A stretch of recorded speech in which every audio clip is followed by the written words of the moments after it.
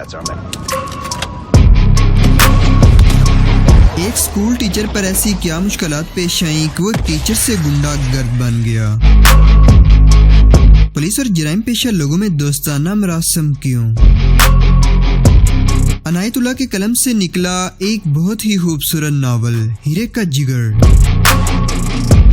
جس میں جرم و سزا کی پراسرار اور ہیبت ناک دنیا کے حیرت انگیز حقائق پر مبنی داستان۔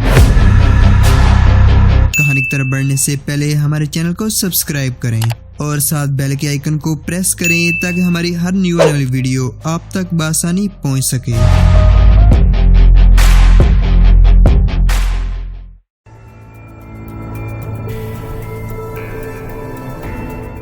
شام کا آغاز تھا جب وہ جاگی۔ اس نے کمرے میں ہر طرف دیکھا اور گھبرا کر اٹھ بیٹھی۔ دل بہت تیزی سے دھڑک رہا تھا۔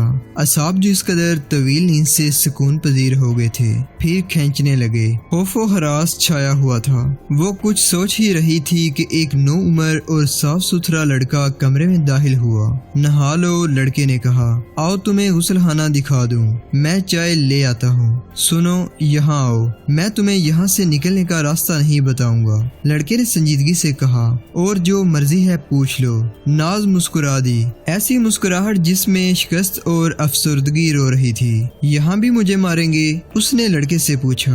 نہیں، یہاں کسی کو مارا نہیں جاتا، لڑکے نے جواب دیا۔ یہاں قتل کیا جاتا ہے۔ مجھے بھی قتل کریں گے؟ ناز نے یوں اطمینان سے پوچھا جیسے اس کے جرم کی یہی سزا تھی جس کے لیے وہ ذہنی طور پر تیار تھی۔ یہ استاد کو معلوم ہوگا کہ وہ تمہارے ساتھ کیا سلوک کرے گا، لڑکے نے کہا۔ رات کو اس نے تمہارے ساتھ باتیں کی ہوں گی۔ وہ جسے قتل کرتا ہے اسے پہلے بتا دیتا ہے۔ تمہیں کیا بتایا تھا اس نے؟ کہتا تھا تمہیں یہاں کوئی پریشان نہیں کرے گا اور اب تم یہیں رہو گی۔ اور بس لڑکے نے اس کا فکرہ کاٹتے ہوئے کہا، تم اب مزے میں رہو گی، یہاں تمہیں کوئی نہیں ستائے گا۔ استاد جو کہہ دیتا ہے وہی کرتا ہے۔ لڑکا اس کے پاس بیٹھ گیا اور مسکرا کر پوچھنے لگا، تمہیں استاد نے اپنے لیے رکھ لیا ہے؟ ناز کو غصہ آنے ہی والا تھا کہ اسے یاد آ گیا کہ وہ مہذب دنیا سے بہت دور زمین دوز بستی میں قید ہے۔ وہ سنبھل گئی اور بولی، یہ تو مجھے معلوم نہیں۔ اس نے تمہیں کچھ بتایا تھا؟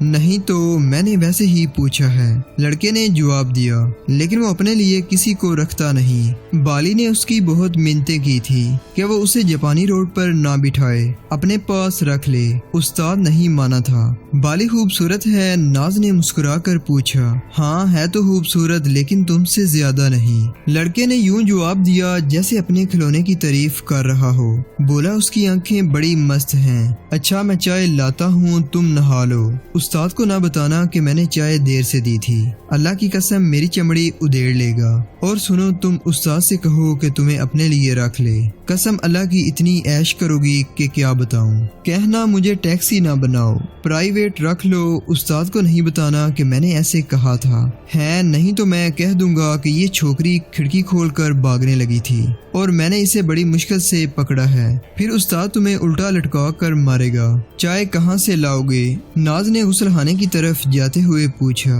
ہوٹل سے، لڑکے نے جواب دیا۔ استاد نے کہا تھا کہ چائے کے ساتھ ہاف بوائل انڈے اور ایک فروٹ کیک لانا، اور رات کے کھانے کے لیے بھی مرغی، 6 کباب اور 2 شاہی ٹکڑے کہہ گیا تھا۔ ناز کے منہ میں پانی بھر آیا اور وہ غسل خانے میں گھس گئی جہاں تولیہ، صابن، کنگھی اور تیل کی نئی بوتل رکھی گئی تھی۔ ایک طرف کھونٹی پر نیلے رنگ کا ہملٹن کا سوٹ اور دوپٹہ لٹکا ہوا تھا۔ دروازے میں نئے باتھ روم سلیپر پڑے تھے۔ دیوار کے ساتھ نیا آئینہ لٹکا ہوا تھا۔ وہ آئینے کے سامنے جا کھڑی ہوئی مگر اپنے آپ کو پہلی نظر میں پہچان نہ سکی۔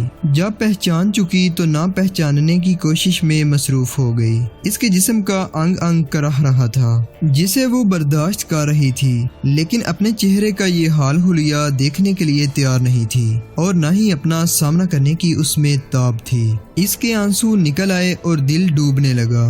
नाज ने आईने से मुंह फेर कर कपड़े उतारे और नल खोलकर नीचे बैठ गई। पानी की तेज दहार उसकी 11 दिनों और 12 रातों की अजियत और थकान धोने लगी। खींची तनी नसें अपनी जगह पर आने लगी।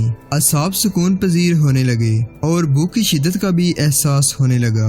जिस रात जेदा असलम के साथ होटल के कमरे में दाखिल हुआ था, उससे थोड़ी देर पहले नाज ने पेट और जी भर के खाना खाया था और आज इतने दिनों बाद उसे फिर उसी किस्म की भूख महसूस हुई।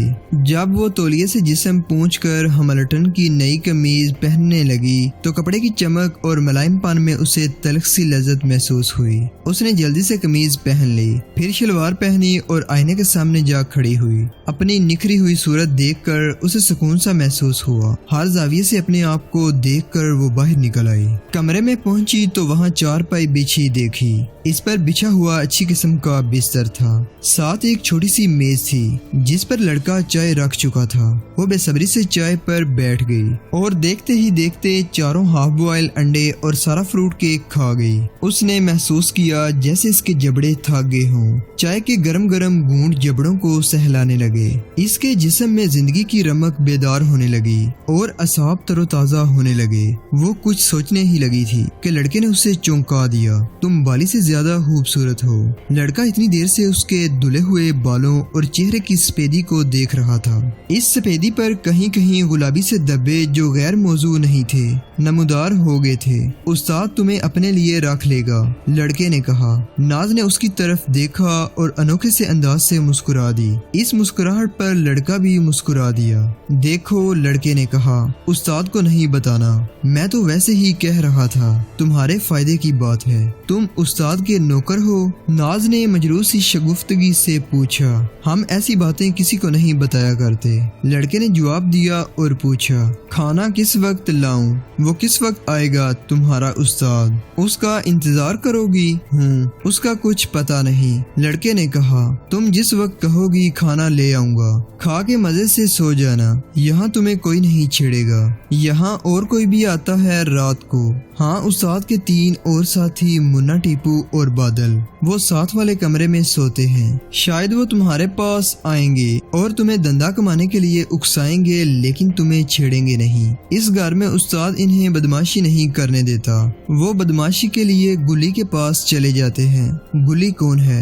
वो भी हमारी टैक्सी है, लड़के ने जवाब दिया। पुरानी सीट है लेकिन अच्छी चलती है। सुनो, नाज ने जरा झींपते हुए पूछा, ये टैक्सी, सीट और प्राइवेट क्या होता है? ये सारी रंडियां होती हैं, लड़के ने चारपाई के कोने पर बैठते हुए कहा। टैक्सी उसे कहते हैं जिसे ग्राहक अपने साथ हॉक्स पे या क्लिफ्टन या सेंट स्पीट या होटल या अपने घर ले जाते हैं। सीट वो होती है जिसके साथ अपना एक आदमी होता है। वो घूम फिर कर ग्राहक को तलाश करती है। और प्राइवेट बड़ी कीमती चीज होती है। वो तुम्हारी तरह जवान और खूबसूरत होती है। इसके लिए अच्छी अच्छी किस्म के मुस्तकिल ग्राहक होते हैं। वो अपने घर में ही रहती है, कोठे पर नहीं बैठती।